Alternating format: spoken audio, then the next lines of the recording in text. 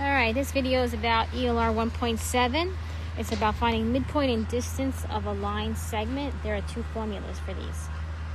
Okay, in your notebook, here's the distance formula. It is based on the Pythagorean theorem. So if I plotted point A and point B from this picture and I want to find that distance between that line segment, I'm basically making it into a triangle and counting the distance from the x's and the y's. I'm going to square them, add them up, and do the square root. This is your distance formula. This is definitely should go in your notes. Okay, we're going to find the distance between U and V. You first must define your x1 and your y1, which it doesn't matter which one. I made U that, and then I did V as x2, y2, because it's x comma y for a point. Here's the formula I've written again. Now I'm going to plug those numbers in. All right, when I plug in the numbers, make sure you do order of operations underneath the square roots. So I'm adding and subtracting what's in the parentheses. I get 11 to the second plus negative 8 to the second. Now I do my powers. I get 121 plus 64 to get the square root of 185. All right, how do we find a midpoint of a line segment? I plotted those 2 points, 1, 3, and 1, 7. It's a nice straight vertical line, so basically I just find the middle of it, which would be right here, which would be 1, 5. What if the point, though, was on a slant, the line? You would use this formula. Identify your x1, y1, x2, y2. Here is the formula for the midpoint. You're adding your x's, dividing it in half to get the middle, adding your y's, dividing it in half. Make sure you have this formula also in your notes.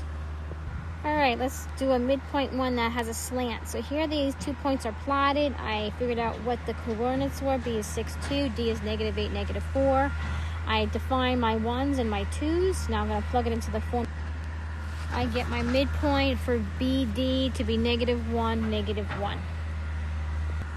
All right, this one is a little different here. I am given a midpoint. The midpoint of CD is M, which is negative 2, 1. So I made a picture of CD. I put the midpoint M in the middle. I labeled it. They're given C as negative 5, 7. They want to know what is this other end point.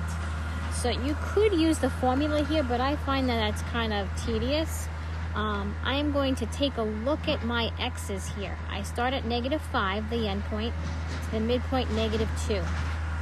How much is that going up from negative 5 to negative 2? That's going up by positive 3. Well, I need to find the point that's on the other end of M, the same distance. So I'm going to take that positive 3 and add it again to the negative 2. And that gives me the x to be 1. I'm going to do the same thing again with the y's.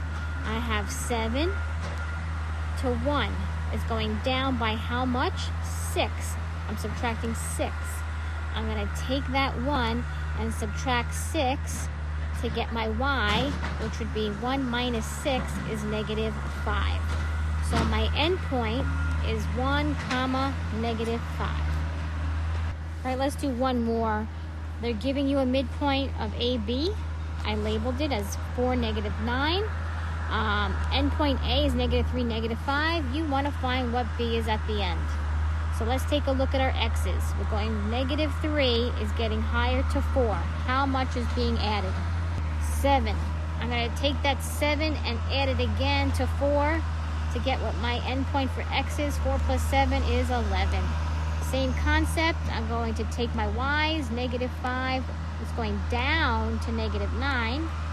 And that's going down by minus 4. So now I'm going to take the minus 4, negative 9 minus 4, negative 13. So my end point for B is 11, negative 13.